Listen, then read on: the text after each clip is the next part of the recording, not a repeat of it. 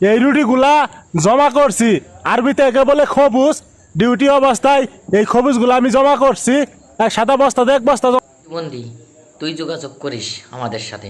আমাদের রুমের পাশে যখন সৌদি আরবে যেখানে থাকি ওর পাশে একটা বলদিয়া আছে, ওই বলদিয়ার মধ্যেই মনে কর রুটি, পচা রুটি, বিভিন্ন ধরনের খাবার দাবার পড়ে থাকে, ওইটা নিয়ে যাস, নিয়ে যেয়ে রুমে বসে বসে খাস।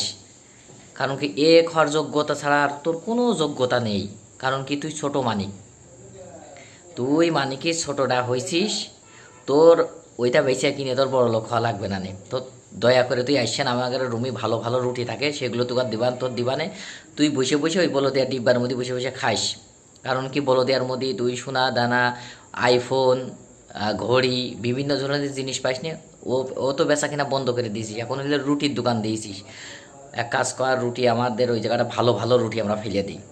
কারণ আমরা জানি তোদের মতন কিছু মিসকিন, ফকির, নির্লজ্জ, বেহায়া থাকে, তাদের দেওয়ার জন্যে। তুই আমাদের সাথে অতি তাড়াতাড়ি যোগাযোগ করে, আমরা রিয়াদে থাকি। দরকারি তোর যে ঠিকানা দরকার আমার ভিডিও কমেন্টস করবি, তোর আমি অবশ্যই তোর ঠিকানা দিয়ে দেবো।